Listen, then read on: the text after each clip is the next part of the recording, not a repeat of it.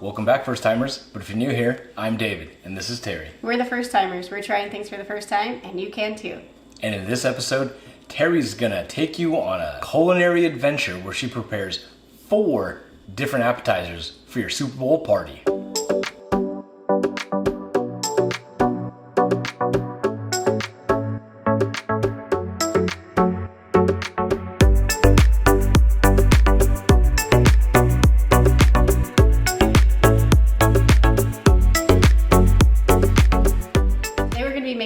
Philly cheesesteak sloppy joe. In case the Eagles make it, I guess.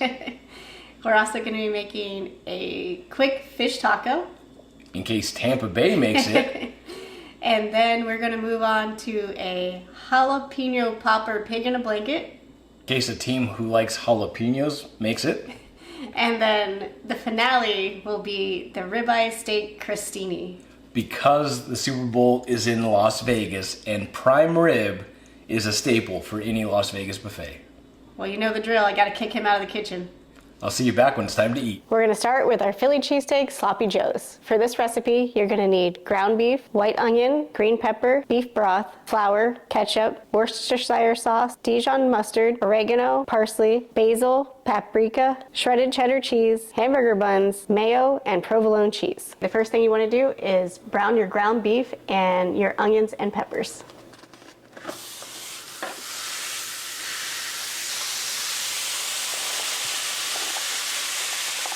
While our meat is cooking, we're going to work on the sauce for the sloppy joes. We're going to mix together the beef broth, flour, ketchup, Dijon mustard, Worcestershire sauce, and all of our spices. And then once that's mixed together, we'll pour it over the meat. While the beef is cooking, we're going to toast our buns in the oven. First, you're just going to slice them, give it a nice coating of mayonnaise, get a little buttery, savory flavor going on. Now we're just going to stick those in the oven for about 5 minutes just to toast them. Looks like our buns are getting a little toasty, so we're going to pull those out and set them to the side until we're ready to fill them with our sloppy joe mix. Our sloppy joe mix has been simmering for a little bit. Now we're going to add in 3/4 cup of shredded cheddar cheese. Give that a mix, let it melt, and then we're ready to build our sandwiches. Once the cheese is melted, you're just going to top your bottom bun with some of the mixture, put a piece of provolone on that, and then we're going to stick it in the oven until the cheese melts.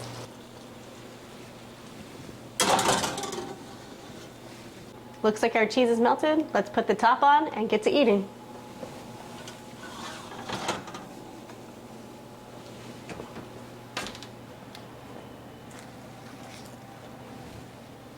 I'm back. Are you here for Q1 snacks? I'm here for a good time, not a long time. So this is Q1 snacks. We're doing 4, 1 per quarter, and we're kicking it off with the sloppy joe. Cheers. Cheers. Oh, Noodles is ready for it too. Oh yeah. He stays ready. A little hot, a little sloppy. It was pretty good. Yeah, it has a lot of classic sloppy joe flavors, but it also does kind of have that Philly cheesesteak flair with the peppers and onions. Mm-hmm. That's really good. I like it. It definitely elevates a sloppy joe to the next level. Mm-hmm. And the recipe, it was saying that you could even add mushrooms to it. Yeah, this would be good. And then maybe even a little mustard on the bread. Mm-hmm. I think that would kind of give it a little extra pop. But this is good. Super easy. It'll look like a lot of ingredients. A lot of it's stuff you have on hand anyway. It also says that you can make this ahead of time, and you can also freeze the mixture. Thaw it out, put it on some buns, good to go. I'm not rooting for Philadelphia, but I'm rooting for these sloppy joe sliders. We've got our jalapeno popper pigs in a blanket. You're gonna need crescent rolls, little smokies, cheddar cheese, bacon, jalapenos, pepper, garlic powder, and it calls for slap your mama seasoning. I don't have that, so we're gonna use voodoo. It's basically the same, but way better. For this recipe, you're gonna start by cooking your bacon and crumbling it, which I've already done, and taking your jalapenos and cutting them into quarters, which I've also already done. Now we're gonna go make our cheese mixture to fill our jalapeno poppers. For our filling, we're going to add 4 ounces of cream cheese into our mixer bowl, along with 2 cups of shredded cheese, which is a whole bag, our bacon, and then just season it with your seasonings, and then we'll mix it up. That's it. Now let's assemble them. Hey, Duty.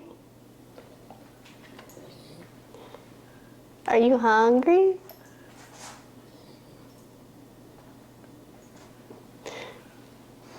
I think it might be his dinner time. To assemble your jalapeno popper pigs in a blanket, you're just going to take your crescent rolls, roll them out, and then you're gonna cut them in half.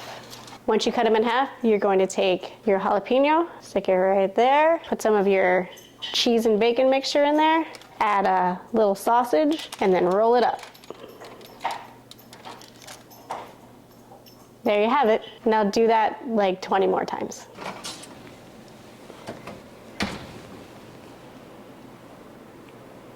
It's the second quarter, your team's down, and you need a spicy pick-me-up. Where do you turn?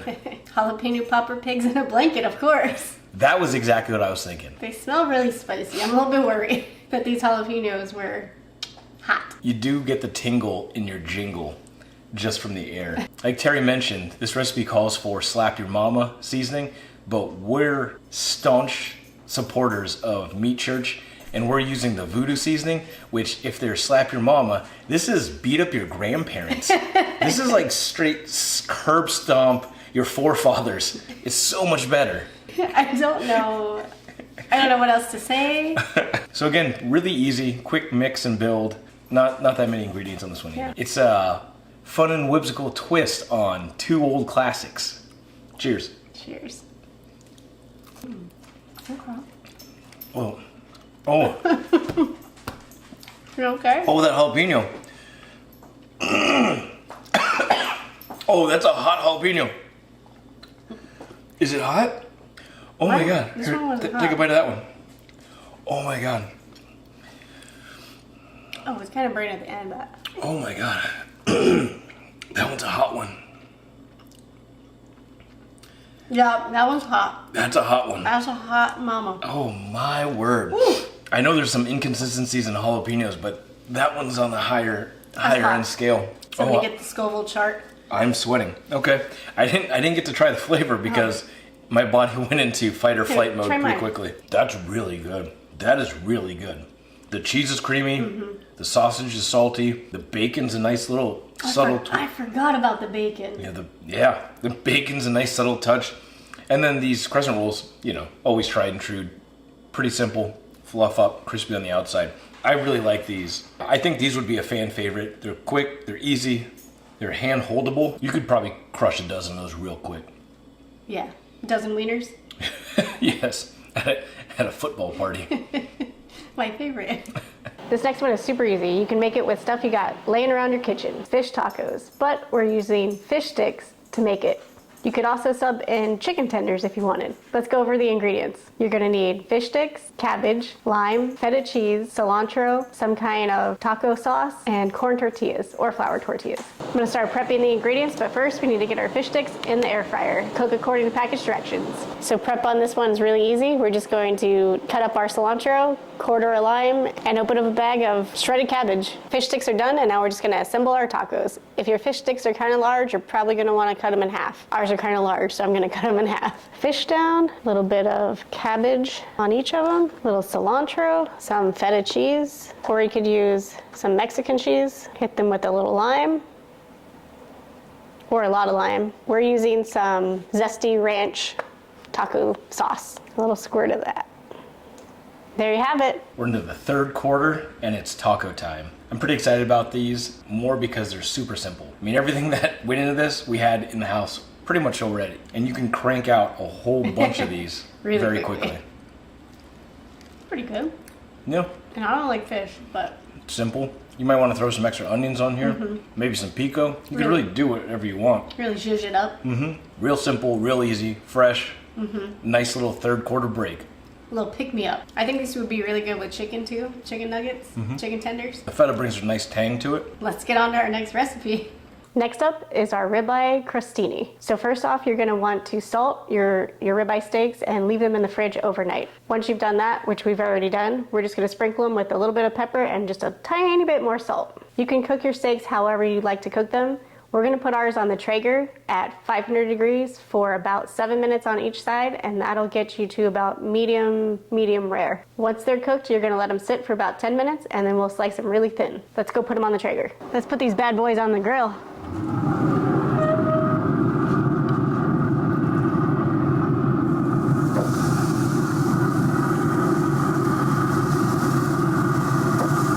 Got the ribeye ribeye off the grill. We're gonna let that sit and rest for a couple of minutes while we prepare our crostini and our horseradish sauce. For our ribeye crostini, you're gonna need the following ingredients: ribeye steak, boar skin cheese, some water, creamy horseradish, a baguette, olive oil, balsamic glaze, and fresh chives. So we're going to slice a baguette and then brush it with a little olive oil and bake it in the oven until it's nice and toasty. All right, to top our crostinis, we're gonna take some boar skin cheese. We're gonna put it in our pan and melt that with some horseradish and a little bit of water. You're just gonna break up your cheese and keep stirring until everything is melted together. Our sauce is done. Now we're gonna thinly cut up our steak. Now we're ready to build our crostinis. Top them with some steak. Now we're gonna go in with our cheese sauce.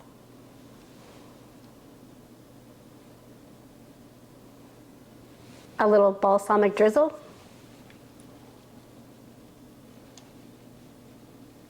And then garnish with a little fresh cut chive.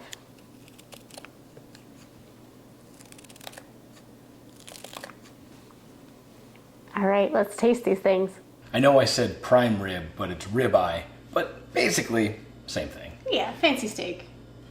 Fancy steak indeed. We've got our fourth quarter snack here. Going out with a bang. Cheers.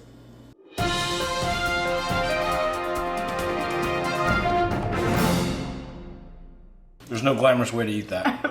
Yeah. Maybe one bite. But really good. The steak's really nice. The cheese sauce on top, delicious. You think? Yeah, I really like it. A nice horseradish kick. I think that's the part I don't like is the horseradish. Maybe just the cheesy goodness. Bread's good. Mm-hmm. I like the chives on top. I'd probably say kick it up a little bit with more horseradish. Really? I like horseradish though. The horseradish brings out a good flavor in that balsamic drizzle. This one's actually super easy. Besides the steak, everything else is just heat, mix, and serve. Yeah, super easy, but might be a little pricey just because of the meat. And it looks really elegant. I mean, it's a really good looking appetizer. I think one steak would go a long way. You could make a bunch of these. Yeah. You know, and then the bread will just fill folks up. Simplicity wise, I think this nails it. Flavor, I love it. I think this is my favorite one of the four.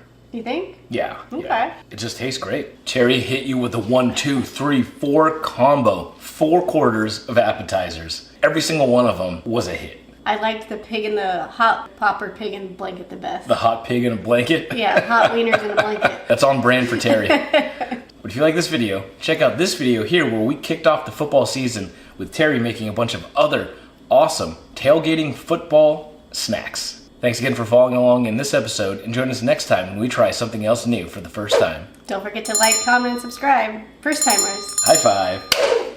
Yay, football!